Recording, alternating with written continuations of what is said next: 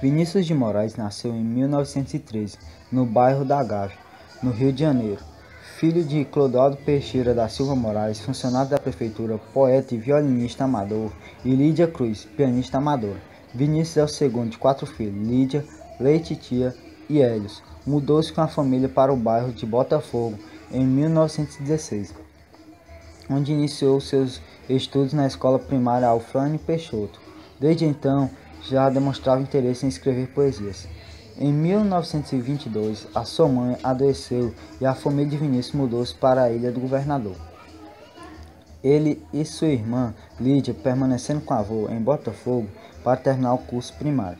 Vinícius de Moraes ingressou em 1924 no Colégio Santo Inácio de Padres Jesuítas, onde passou a cantar no coral e começou a montar pequenas peças de teatro. 3 anos mais tarde, tornou-se amigo dos irmãos Haroldo e Paulo Tapajós, com quem começou a fazer suas primeiras composições e a se apresentar em festas de amigos.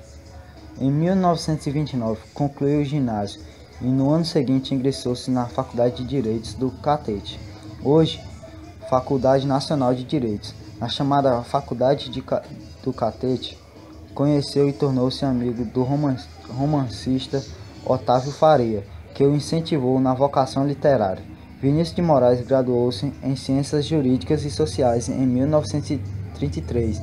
3 anos depois, obteve um emprego de censor cinematográfico junto ao Ministério da Educação e Saúde. 2 anos mais tarde, Vinícius de Moraes ganhou uma bolsa no Conselho Britânico para estudar línguas e literatura inglesa na Universidade de Oxford.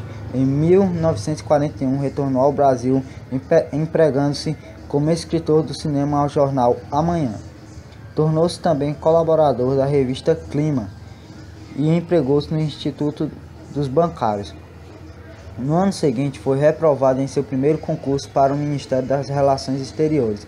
Em 1943, concorreu novamente e desta vez foi aprovado. Em 1946, assumiu o primeiro posto diplomático como vice-cônsul em Los Angeles.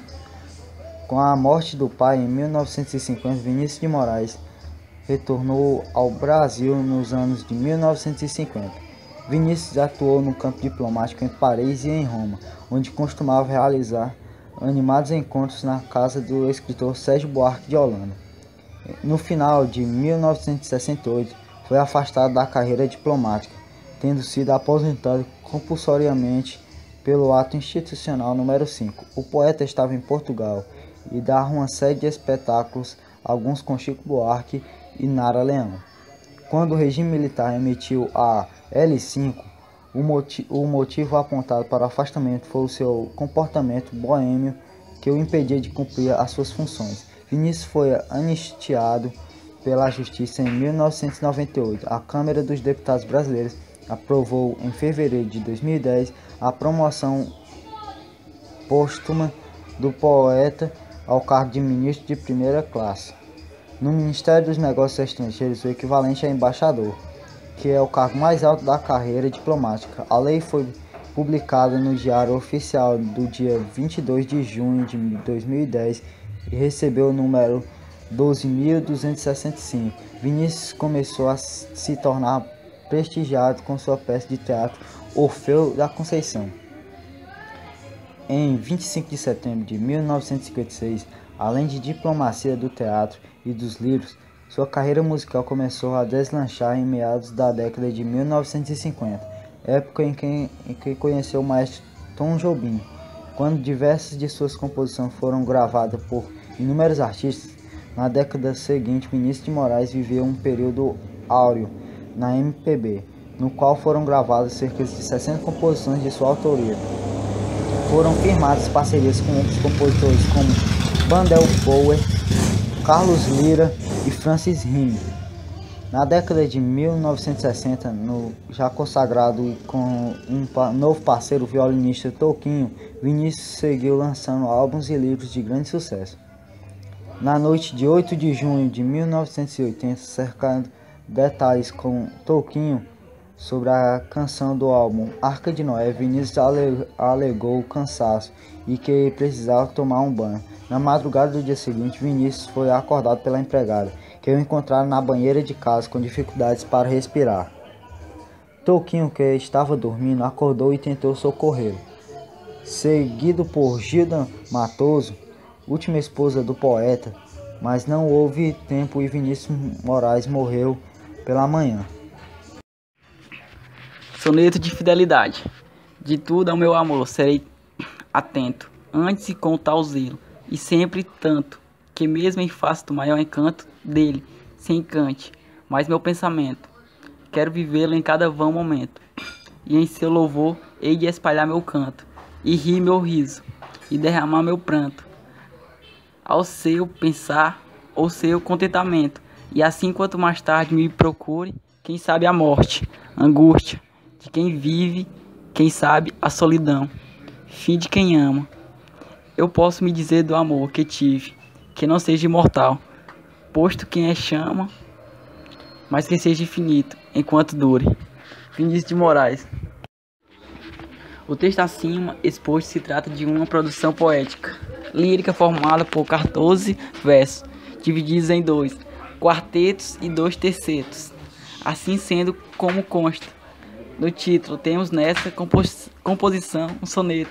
Vinícius de Moraes utiliza neste verso uma simetria, intermimente sendo as duas primeiras estrofes com a formação decassílaba, com a qualidade dos versos classificados como raras, a tonicidade grave e uma sonoridade dita perfeita, pois há uma notável identidade dos sons finais, assim como uma semelhança entre as últimas vogais e consoante. Possui rimas consoantes com disposição cruzadas A, B, C, D, de posicionamento externo e um ritmo heróico. 6 ao 10. Curioso posicionamento externo de um ritmo erótico.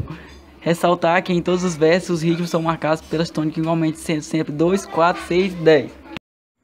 Na primeira estrofe, o autor realiza uma exaltação ao amor. Isso, ao mesmo tempo, é uma promessa de fidelidade a este. Note o primeiro e o segundo versos. De tudo ao meu amor serei atento, antes e com tal zelo, e sempre.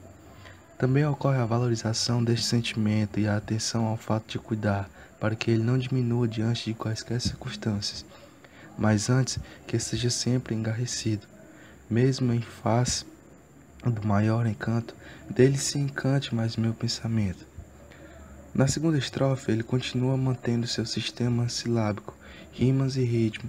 Vinícius de Moraes enaltece o amor com um sentido para sua vida vã. Quero vivê-lo em cada vão momento, e em seu louvor hei de espalhar meu canto.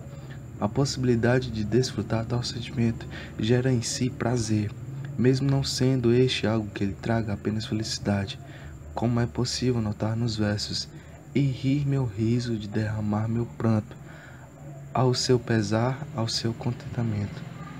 Na terceira estrofe, o primeiro terceto, o sistema de rimas continua soante e com posicionamento externo, mas a disposição se torna interpolada com a estrofe posterior, e o ritmo continua heróico com a mesma marcação.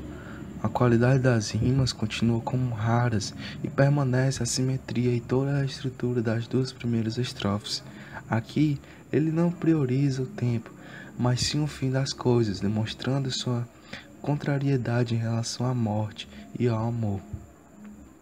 Quem sabe a morte, angústia de quem vive, quem sabe a solidão, fim de quem ama, explicitando sua vontade de que a morte e a solidão não cheguem tão cedo, e assim, quanto mais tarde me procure. Na última estrofe, o poeta expressa seu desejo de vivenciar este sentimento. Eu possa me dizer do amor que tive, sabendo que tal não durará para sempre, que não seja imortal, complementando o sentido da estrofe anterior, solidão, fim de quem ama, mas é imortalizado através de momentos, que seja infinito enquanto dure. Ao longo do poema, elementos que caracterizam o autor como ser e como poeta. A forma narrativa utilizada, pois estabelece um conflito de pensamentos, considerando que o amor é bom, mas também pode ser ruim, deixa claro o tema do poema. O período aqui foi o segundo do modernismo. Por isso, considero sua narrativa ideológica no sentido de corresponder aos princípios que estruturam as poesias daquele período. O modernismo objetiva uma nova forma de captar a realidade, interpretar a alma e o sentimento humano a partir do mundo concreto. Em seu primeiro período foram inseridos versos livres. Entretanto, um segundo momento, modernismo, foi resgatado algumas formas poéticas anuladas no primeiro período modernista, como o soneto, entre outras normas estruturais relativas ao ritmo. Isso com o intuito de criar um equilíbrio formal na criação desse gênero textual. A poesia, assim, este poema, apesar de ser o poema modernista, foi elaborado com estrutura clássica, observando as regras do ritmo, simetria e posicionamento, etc. 1, 2, 3. Nosso querido poetinha, como era chamado pelos amigos, era um carioca nascido em 19 de outubro de 1913. Apaixonado e apaixonante, esse poeta escreveu poemas e canções que embalaram e fizeram sonhar gerações. Teve grandes parceiros, muitos amigos e amores. Vinícius tinha um grande carinho pelas crianças. Compôs com parceiros, entre eles Toquinho, lindas músicas infantis que resultaram em 2 álbuns, Arca de Noé, volume 1 e 2.